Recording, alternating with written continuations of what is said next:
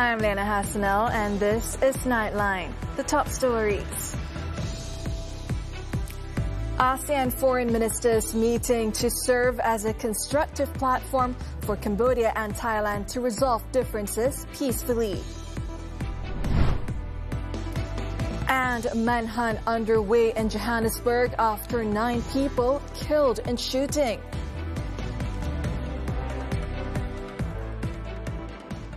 The headlining story. The ASEAN foreign ministers meeting to be held on Monday is expected to serve as a constructive platform for Cambodia and Thailand to engage in open discussions in order to resolve their ongoing border conflict. Prime Minister Datuk Sri Anwar Ibrahim said the meeting will also aim to resolve differences peacefully while achieving a fair and lasting solution. In a social media post on Sunday, Anwar said he had contacted the Prime Ministers of Cambodia and Thailand to exchange views and discuss the best way forward to ease tensions. He also emphasized the importance of Cambodia and Thailand upholding dialogue, wisdom, and mutual respect to resolve tensions and preserve peace and stability in the region. Tensions between the two countries escalated last May after a Cambodian soldier was killed in a minor clash, triggering a significant military buildup and renewed skirmishes.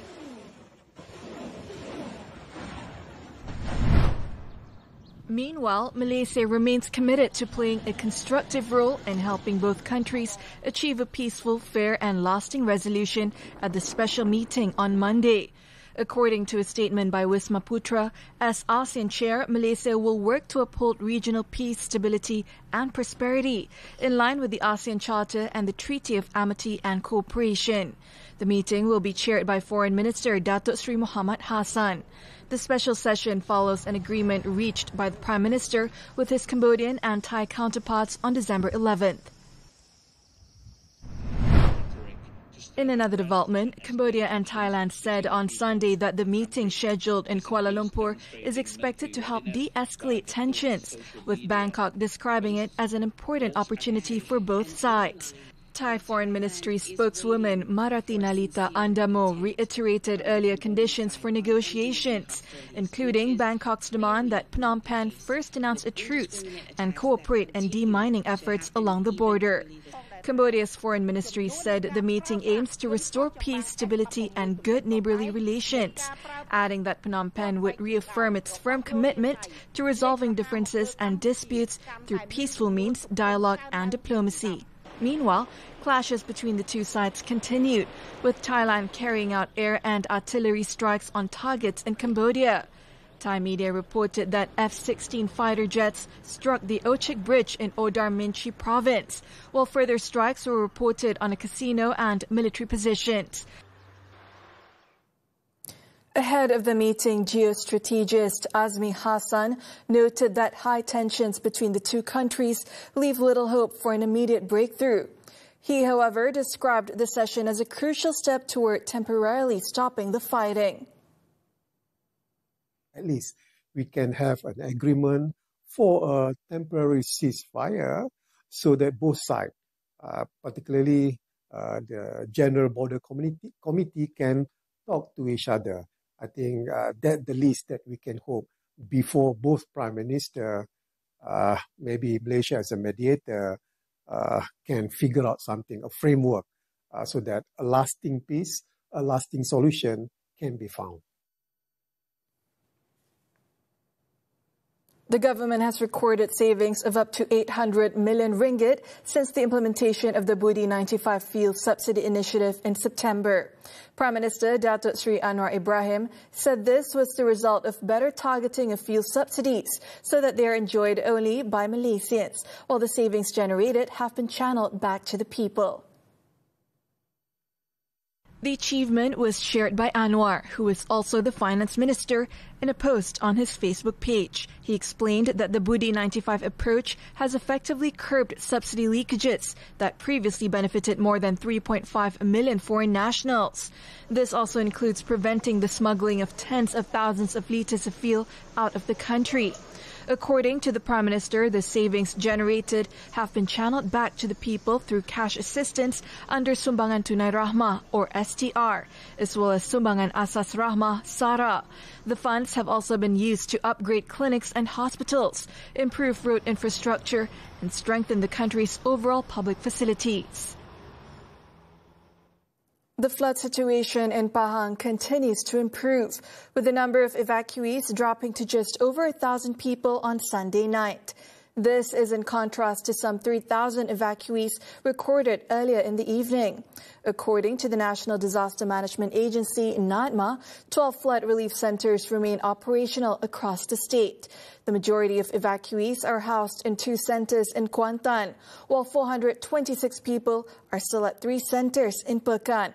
All districts, including Bera, Maran, Jerantut and Temerloh, are showing a downward trend, with many relief centers closed over the weekend. The developers involved in the Kampung Sungai Baru redevelopment project have been urged to complete new housing units within the promised time frame. Titi Wangsa Member of Parliament Datuk Sri Johari Abdul Ghani highlighted that some residents who have already moved from their original homes have yet to receive fair compensation. Johari said the new homes were intended to serve as compensation for residents, but construction delays have caused numerous problems. In some cases, residents claim they initially signed agreements with one company, which later sold part of its stake to a new developer. Waktu ketika itu dulu, banyak pemimpin-pemimpin yang jadi pemimpin di kawasan ini mengambil mudah.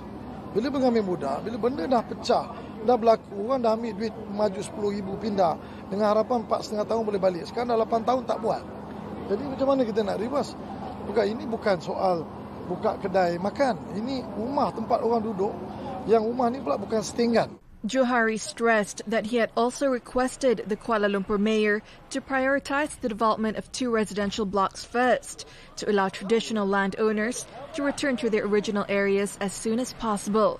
The redevelopment project officially commenced on November 30th and is expected to be completed within 4 years. Johari was speaking to the media after launching the Citra Warna Kampung Baru 2025 event in the capital, commemorating Kampung Baru's 125th anniversary. At a separate event, the Titi Wangsa MP reached out to residents of the constituency by distributing aid in conjunction with the upcoming Christmas celebrations. Johari said the initiative reflects support for unity, while also recognizing the country's cultural and religious diversity. Held at Dewan Yayasan Bena Nusa in Taman Maluri, the program saw 146 participants receiving assistance ahead of Christmas next week. Johari emphasized that such efforts are crucial to strengthen social harmony within Malaysia's multi-ethnic society. Masa ni, kita ada banyak perayaan. Setiap kali perayaan tu, kita akan buat program macam ni. Melibatkan sedikit bantuan yang kita bagi sempena menyambut Christmas. Kalau Deepawali, kita buat Deepawali. Kalau Chinese New Year, Kalau Raya, this is a must yang selalu kita buat kat kawasan Parlimen Titi Wangsa ini. And they all know, I always want to celebrate with them. He also advised the public to prioritize safety when traveling during the festive season. The decision on Datuk Sri Najib Tun Razak's application to serve the remainder of his prison sentence under house arrest will be known on Monday. High Court Judge Alice Loke is scheduled to deliver the ruling at 9 a.m. once the court has heard all arguments from the parties involved. Najib, who was sentenced to 6 years in prison and a 50 million ringgit fine for misappropriating 42 million ringgit in SRC international funds, has been serving more than 3 years of the sentence since August 2022. A decision in Najib's favor could see him released immediately to his home in Jalan Langgak Duta. However, if the request is denied, he must continue serving the remainder of his sentence at Kajang Prison. On August 13th, a 3-judge panel of the Federal Court dismissed the Attorney General's appeal and ordered that Najib's judicial review be remitted back to the High Court for a full hearing on its merits. The body of a woman whose remains were found in a bag in Pedas, Negeri Sembilan cannot be released by authorities until the DNA confirmation has been completed. Negeri Sembilan Deputy Police Chief SAC Muhammad Itzam Jafar said although the investigation points to a missing woman in Ampang, DNA verification is necessary for the case to proceed. So far, samples have been collected from several family members and have been sent to the chemistry department in Petaling Jaya, Selangor. At present, identification of the body has been hindered by its advanced state of decomposition, leaving authorities dependent on the results of the DNA test. According to police, the incident is believed to have stemmed from a financial dispute between the victim and the main suspect. The woman is thought to have been killed in the early hours at her Ampang home, with her body folded and placed inside her own bag. The body was later discovered at a vacant house reportedly owned by the main suspect's family. The suspect, a 51-year-old man who previously worked as an e-hailing driver, has been remanded for 7 days under Section 302 of the Penal Code.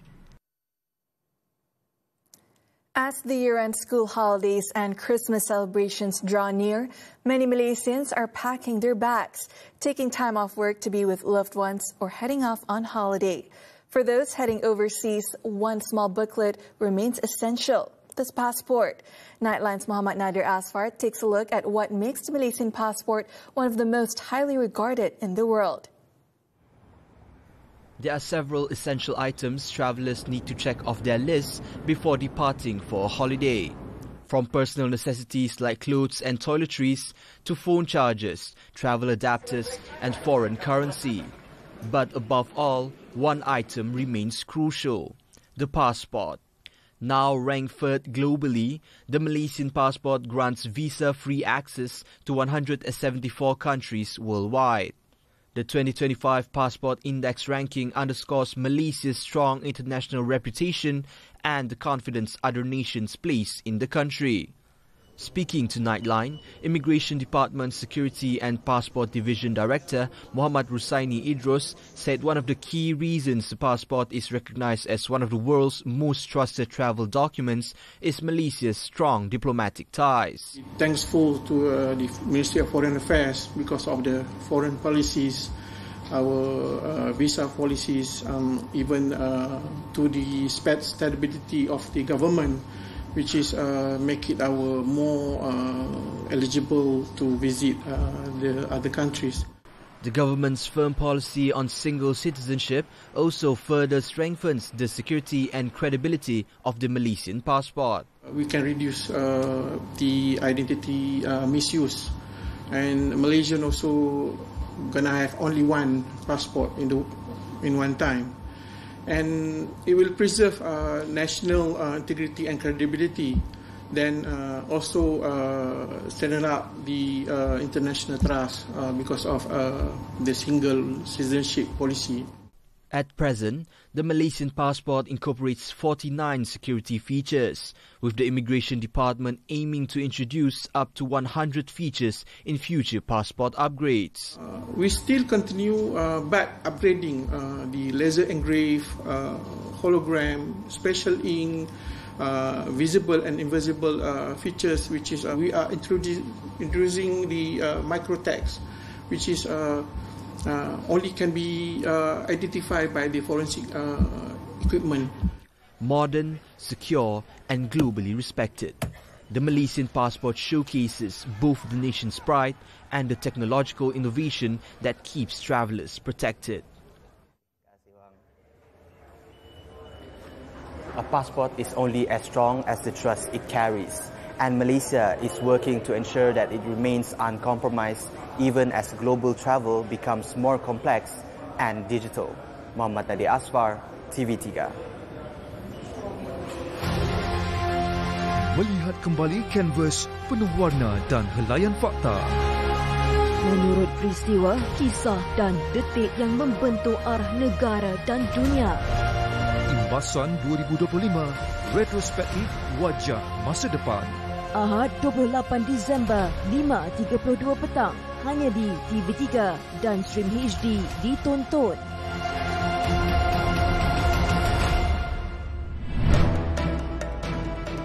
Telco scams hit young adults hardest. This and more after this breather. Aiman malu, Pak. Aiman malu dengan tim Aiman. Saya tak tahu sistem tu dapat dari mana. Awak sendiri tahu batas antara kebolehan dan keangkuhan. Prof bagi peluang kedua untuk grup kita sebagai penilaian markah. Hari tu saya nampak Dewi dengan Prof Razif. Tapi cara diorang tu tak macam student dengan pensyarah pun. Saya minta maaf, Aiman. Saya rasa saya tak cukup baik untuk jaga data awak. I Crush You, Jumaat dan Sabtu 9 malam. Di Lestari TV3 dan stream sekarang melalui Tonton. Melihat kembali kanvas penuh warna dan helaian fakta. Menurut peristiwa, kisah dan detik yang membentuk arah negara dan dunia. Imbasan 2025, retrospektif wajah masa depan. Ahad 28 Disember, 5.32 petang. Hanya di TV3 dan stream HD di Tonton.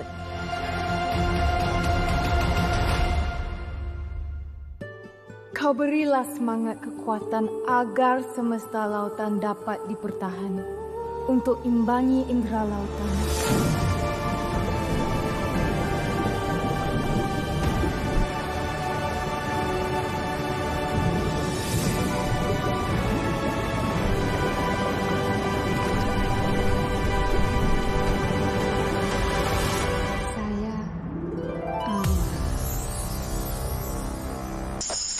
Wanita hari ini. Syira, kadang-kadang apa yang dia cakap tu tak berpijak di bumi nyata lah. Saya tak pasti sama ada itu realiti ataupun fantasi. Musim tengkujuh ni makan apa lagi sedap? Sup ayam, ubi rebus, penggat pisang, semua sedap. Isu penindasan terhadap wanita tiada kesudahannya. Jangan biarkan diri menjadi mangsa. Majlis perkahwinan kini lebih kecil dan tertutup. Rancang majlis perkahwinan era baru Khamis ini. Mentua pilih kasih. Isu rumah tangga Jumaat nanti. Semuanya di WHI TV3. Dan stream sekarang ditonton. Welcome back. No penalties will be imposed during the first year of the self-assessment stamp duty system, which takes effect on January 1st. In a statement, the Inland Revenue Board, or LHDN, clarified that errors in submitting the stamp duty return on stamped instruments will not attract penalties. Similarly, incorrect or inaccurate information that affects the imposition of stamp duty will also be exempt from penalties. LHDN added that the special concession aims to foster awareness and voluntary compliance among duty payers. The measure also allows sufficient time for users to ease into procedures outlined under the new system. Over 28,000 cases of telecommunication crimes were recorded in the first 11 months of 2025, resulting in losses of 715 million ringgit. According to Bukit Aman, young people are the group most frequently targeted by these scams, raising growing concern. Those aged 31 to 40 are the second highest group, with over 6,800 victims, followed by the 41 to 50 age group. Over 3,000 individuals aged 51 to 60 were also targeted. Senior citizens have also fallen victim, with nearly 3,000 individuals aged over 60, as well as teenagers aged 15 to 20. Members of the public who fall victim can report incidents to the National Scam Response Center or check via the SEMA Meal portal. They are also encouraged to notify the police for further action. A bus driver was injured after a double-decker express bus crashed into the back of a lorry along the North-South Expressway near Rembau, Negeri Sembilan. The crash occurred at 3:45 a.m. on Sunday as the bus was transporting 40 passengers who escaped the incident unharmed. State Fire and Rescue Department said they received a distress call about the accident at 3:48 a.m., prompting a team of rescuers to be dispatched to the scene. Upon arrival, firefighters found that the bus had rammed into the rear of a lorry in the left lane. Rescue personnel used specialized equipment to extricate the bus driver, who had been pinned to a seat. He sustained leg injuries and was sent to the Rembau Hospital for treatment. All 40 passengers were able to exit the bus on their own and were reported safe. 9 killed in Johannesburg shooting. The details when Nightline returns. Kisha, satu nama, 1000 luka. Janji cucu kesayangan nenek ni kahwin. Jadap kau Diorang tetapkan mak dengan ayah Syah. Pencarian cintanya tidak mudah. Kenapa kau pergi jumpa dia lagi? Aku pergi ambil ni. Nenek kan baru je kenal dia. Boleh tak jangan percaya dengan dia? Kau sedar diri tak? Dia tu lebih setaraf dengan aku berbanding dengan kau. Kita kena hormat keputusan Kisha. Perempuan tidak ternikah. Isnin hingga Jumaat 7 malam. Di Akasia TV3. Aku bagi amaran pada kau. Jangan cabar kerjaku. Sudah, dia Maida. Kandung, aku nak balik.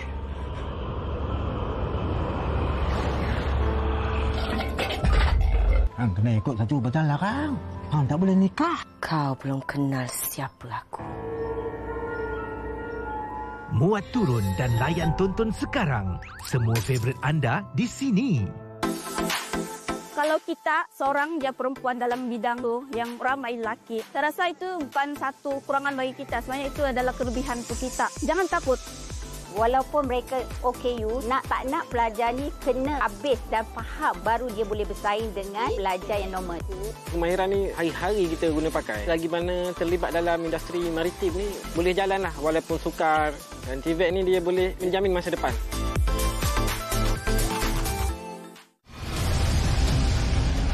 KPDN perketat pemantauan tanda harga. Tu ada susun-susun barang kan tadi letak buang lah itu. Tak ada, itu alasannya. Tak boleh. Setiap you meniaga, mesti letak tu tanda harga. Penggunaan bahasa asing mengelirukan pengguna. Ular, dia jual ular ke? Itu apa tu? Halia, bawa halia apa? Terpadam tu, dia terpadam. Jangan jual ular, bos. Saksikan 999 Selasa jam 9 malam di TV3 dan stream sekarang. Lari tonton. The foreign front. At least 9 people were killed and 10 others injured after gunmen opened fire at a tavern in a township near Johannesburg, South Africa. Police said the shooting occurred at around 1 a.m. local time on Sunday when 12 unidentified men armed with pistols and one with an AK-47 arrived at the scene and opened fire on patrons inside the tavern. Reports indicate the attackers fired indiscriminately before fleeing the scene. Among those killed was a driver for an online ride-hailing service, while the injured were taken to hospital for treatment. Authorities have launched a manhunt for the suspects, and the motive for the attack remains unclear. A 26-year-old man was arrested on Sunday after a suspicious item was found at St. Joseph's Church in Bukit Timah around 7 a.m. Police said the man, a church volunteer, claimed to have discovered the item in a drain on the church grounds. He then immobilized himself while holding the object. The premises were evacuated, and the Singapore Armed Forces Chemical, Biological, Radiological and Explosive Defense Group was called in. After thorough checks, the item, which resembled an improvised explosive device, was assessed to be 3 cardboard rolls and wires taped with black tape, with no explosive elements present. It was safely removed, and police operations concluded around 5 p.m. with no injuries reported. The man was subsequently arrested under anti-terrorism laws for his suspected involvement in the incident. In India, a total of 97 flights were cancelled and more than 200 others delayed due to low visibility caused by fog at Delhi Airport on Sunday. Authorities said 48 arriving and 49 departing flights were cancelled, while the average departure delay stood at around 23 minutes. Despite the disruptions, Delhi International Airport Limited, or DIAL, said operations were running smoothly by around noon. Indira Gandhi International Airport typically handles about 1,300 flights a day, making it particularly vulnerable to weather-related disruptions. Meanwhile, air quality in the national capital remained a concern, with the air quality index recorded in the very poor category at 386 on Sunday morning.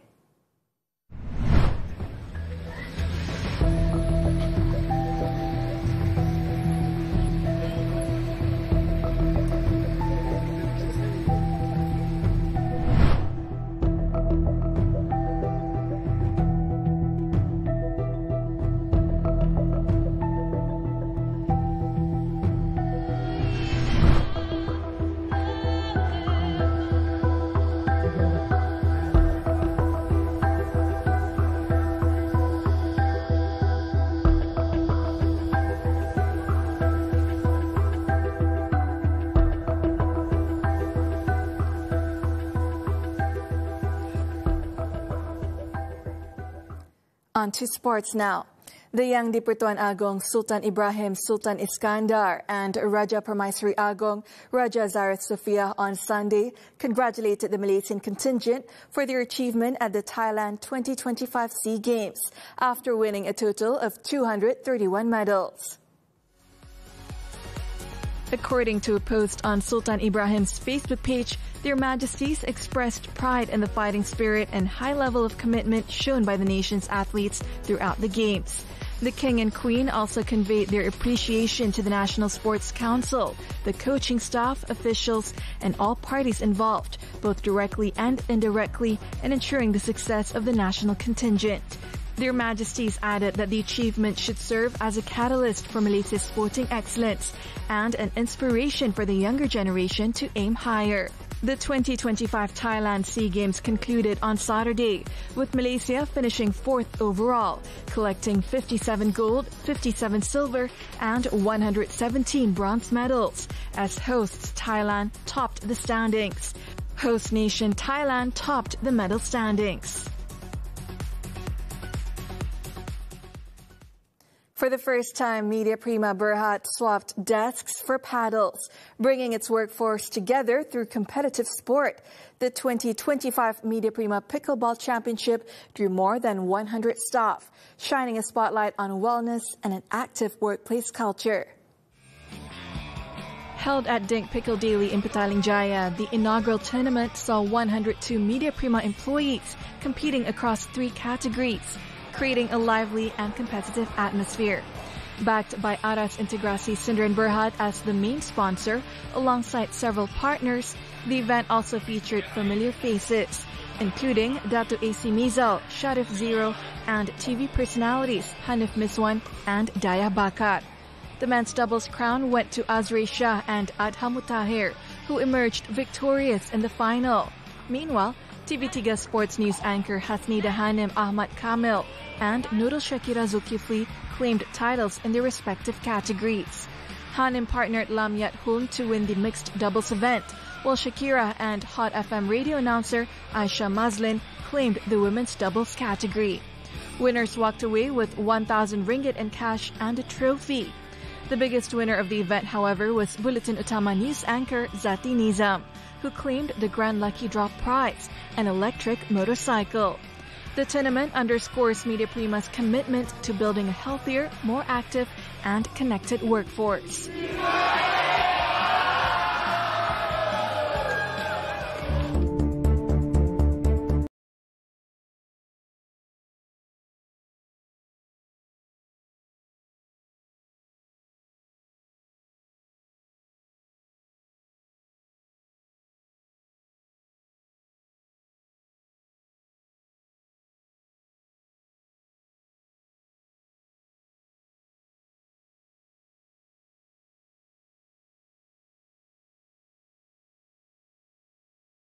And that concludes Nightline this time around. Before we leave, let's take a look at the slopes of Alpe du Grand C in France, now open for a new ski season and enjoying a new reprieve despite threats of closure.